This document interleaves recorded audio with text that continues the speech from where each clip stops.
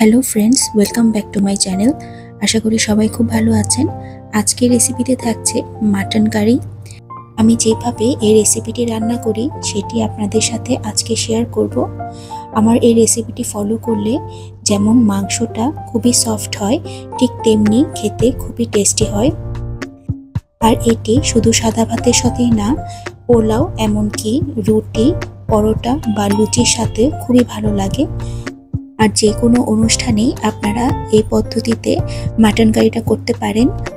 তাই ভিডিওটি প্রথম থেকে শেষ পর্যন্ত দেখার অনুরোধ রইল। আর চলুন দেখে নেওয়া যাক এই রেসিপিটি। প্রথমেই আমি খাসির মাংস খুব ভালোভাবে ধুয়ে পরিষ্কার করে নিয়েছি।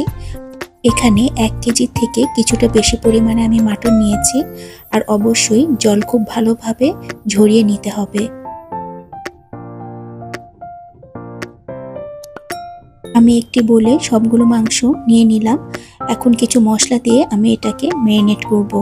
প্রথমে দিচ্ছি সামান্য পরিমাণ লবণ, তারপর দিয়ে দিচ্ছি একে একে 1 চা চামচ আদা বাটা, 1 চা চামচ রসুন বাটা, দিলাম হাফ টিস্পুন জিরের গুঁড়ো, হাফ টিস্পুন ধনের গুঁড়ো, হাফ টিস্পুন হলুদের গুঁড়ো আর হাফ টিস্পুন লাল মরিচের গুঁড়ো। আর এখানে কালারটা ভালো আসার জন্য দিয়ে দিচ্ছি হাফ টিস্পুন কাশ্মীরি লাল মরিচের গুঁড়ো। এরপর দিচ্ছি জল ঝরানো টক দই 2 টেবিল চামচের মতো। খুব বেশি পরিমাণে দই দিলে টেস্টটা ভালো আসে না। 1 কেজি মাংসের জন্য 2 থেকে 3 টেবিল চামচ টক দই যথেষ্ট। এরপর দিচ্ছি কিছু কুচি করে রাখা পেঁয়াজ। এরপর দিব 2 চা চামচের মতো সর্ষের তেল। সর্ষের তেল দিয়ে ম্যারিনেট করলে ম্যারিনেটটা খুব ভালো হয়। আর আমি সবগুলো মশলার অর্ধেক এখন দিচ্ছি, বাকি অর্ধেক মশলা আমি তেলের মধ্যে ভেজে দিব। সমস্ত মশলা দিয়ে মাংস খুব ভালোভাবে মেখে নিতে হবে। একটু সময় নিয়ে খুব ভালোভাবে মাংসগুলোকে মেখে নিব, যাতে প্রত্যেকটা পিসের গায়ে মশলা খুব ভালোভাবে ঢোকে। আর সময় থাকলে অবশ্যই আপনারা 1 থেকে 2 ঘন্টা ম্যারিনেট করে রাখবেন। আমার হাতে অতটা সময় ছিল না, তাই অন্যান্য কাজ করতে করতে যতটুকু সময় লাগে অতটুকুই আমি ম্যারিনেট করব। আগে থেকেই লবণ হলুদ মাখানো কিছু আলুর টুকরো আমি ভেজে নিচ্ছি। আর এখানেও কালার খুব ভালো আসার জন্য আমি দিয়ে দিচ্ছি সামান্য পরিমাণ কাশ্মীরি লাল মরিচের গুঁড়ো। সামান্য পরিমাণ তেলে একটু সময় নিয়ে লালচে করে আমি আলুর টুকরোগুলোকে ভেজে উঠিয়ে নিব। ভিডিওটি ভালো লাগলে অবশ্যই আমার চ্যানেলটিকে সাবস্ক্রাইব করে আমার পাশে থাকবেন। আর পাশে থাকা বেল বাটনটিকে অবশ্যই প্রেস করে দিবেন, যাতে নোটিফিকেশন পাওয়ার সাথে সাথে আপনারা ভিডিওটা দেখতে পারেন। লাইক শেয়ার ও কমেন্টস করে অবশ্যই আমার চ্যানেলটিকে সামনে এগিয়ে নিয়ে যেতে সাহায্য করবেন।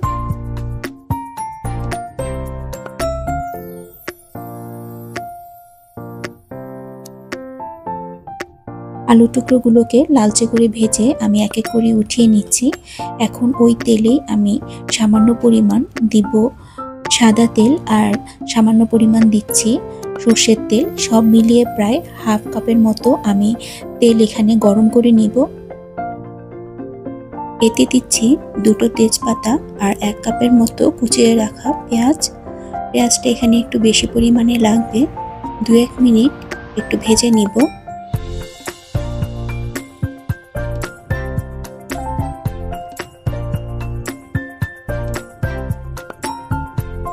দু 1 মিনিট ভাজার পর এতে দিচ্ছি 3 টুকরো দারচিনি, 3টে এলাচ আর 7 থেকে 8টা কালো গোলমরিচ। এগুলো দেওয়ার পর আবার খানিকক্ষণ হালকা করে ভেজে নিতে হবে। পেঁয়াজটা যখন হালকা নরম হয়ে আসবে তখন আমি এতে দিব 1 চা চামচ রসুন বাটা, 1 চা চামচ আদা বাটা, হাফ টিস্পুন করে জিরে গুঁড়ো, হাফ টিস্পুন করে ধনে গুঁড়ো। যে মশলাগুলো দিয়ে আমি মাংস ম্যারিনেট করে রেখেছিলাম সেগুলোই এখানে আমি আবারও যোগ করছি। সামান্য পরিমাণ জল দিয়ে আমি মশলাগুলোকে একটু কষিয়ে নিব।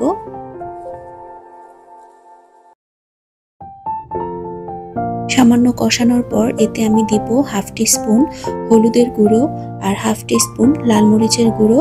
অবশ্যই ঝালটা আপনারা নিজেদের পছন্দ অনুসারে দিয়ে দিবেন। এরপর মশলাগুলোকে খুব ভালোভাবে কষিয়ে নিতে হবে। এখানে আমি 2-1 বার অল্প করে জল দিয়ে খুব ভালোভাবে মশলাগুলোকে কষিয়ে নিয়েছি, যাতে কাঁচা গন্ধটা না থাকে। মশলা খুব ভালোভাবে কষানো হলে এখন দিয়ে দিব ম্যারিনেট করে রাখা মাটনগুলোকে। ম্যারিনেট করা মাংস মশলার সাথে খুব ভালোভাবে মিশিয়ে নিতে হবে। আর এই সময় চুলার আঁচটা মিডিয়াম থেকে একটু লোতে রাখতে হবে। আর এভাবেই অল্প আঁচে ঢাকা দিয়ে দিয়ে মাংসগুলোকে খুব ভালোভাবে কষাতে হবে। এখানে আর তেমন কোনো কিছু মশলা আমি যোগ করছি না, শুধু ঢেকে কষানোর পালা।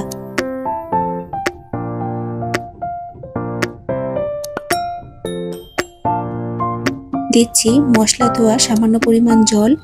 আবার আমি মাংসগুলোকে খুব ভালোভাবে নেড়ে চেড়ে ঢেকে 10 থেকে 15 মিনিট লো মিডিয়াম ফ্লেমে রান্না করে নিব।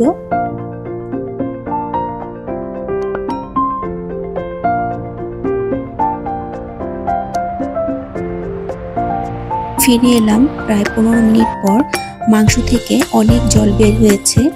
আবার আমি একটু উল্টে পাল্টে মাংসগুলোকে ঢাকা দিয়ে ততক্ষণ পর্যন্ত কষাবো যতক্ষণ না মাংস থেকে তেল উপরে বের হয়ে আসে।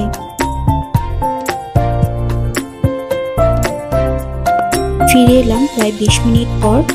এরই মাঝে মশলা খুব ভালোভাবে কষানো হয়ে গেছে আর মশলার থেকে তেলও উপরে ভেসে উঠেছে। প্রায় মাংস 60 থেকে 70% মতো সেদ্ধ হয়ে গেছে। এখন আমি যোগ করব কিছু পরিমাণ লবণ। মাংস ম্যারিনেট করার সময় আমি কিছুটা লবণ দিয়েছিলাম, এখন আবার স্বাদ মতো দিয়ে দিচ্ছি লবণ। আর ভালোভাবে মিশিয়ে এখন যোগ করব ঝোলের জল। ঝোলের জন্য জলটা অবশ্যই গরম করে নিতে হবে, ঠান্ডা জল এখানে দেওয়া যাবে না।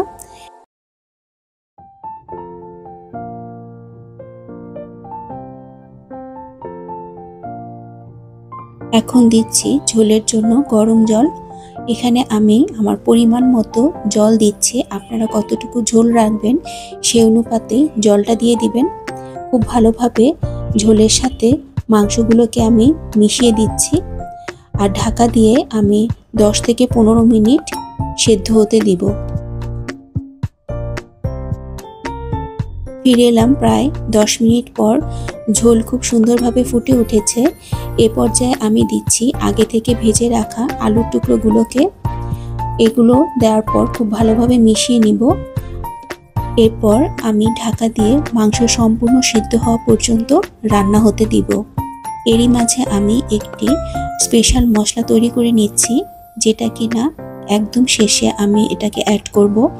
দিয়ে দিচ্ছি কয়েক টুকরো দারচিনি, এলাচ, সামান্য পরিমাণ জিরে, 5-6টা গোলমরিচ আর 2 টুকরো জয়িত্রী। ভালোভাবে শুকনো কড়াইতে খানিকক্ষণ ভেজে উঠিয়ে নিব। এরপর এটাকে গুঁড়ো করে নিব। ফিরে এলাম আরও 10-15 মিনিট পর। ঢাকা খুলে দিব সামান্য পরিমাণ চিনি। যেহেতু টক দই ব্যবহার করেছি তাই স্বাদের ব্যালেন্সের জন্য এটি দিচ্ছি। আর দিলাম কয়েকটা গোটা কাঁচা মরিচ। অবশ্যই কাঁচা মরিচের এক সাইডটা একটু ফেলে দিবেন, এতে করে খুব সুন্দর একটা ফ্লেভার ঝোলে পাওয়া যাবে। সব কিছু খুব ভালোভাবে মিশিয়ে আবার ঢাকা দিয়ে খানিকক্ষণ ফুটতে দিব। সব শেষে দিচ্ছি ভেজে রাখা সেই স্পেশাল মশলাটা। খুব ভালোভাবে নাড়িয়ে সব কিছুর সাথে এটাকে মিশিয়ে দিব। আর এরই মাঝে মাংস, আলু সবকিছু খুব ভালোভাবে সেদ্ধ হয়ে গেছে। এখানে ইচ্ছা করলে আপনারা সামান্য পরিমাণ ঘি যোগ করতে পারেন। আমাদের মাটন কারি একদম রেডি। চুলো বন্ধ করে আমি ঢেকে রাখবো প্রায় 10 মিনিট।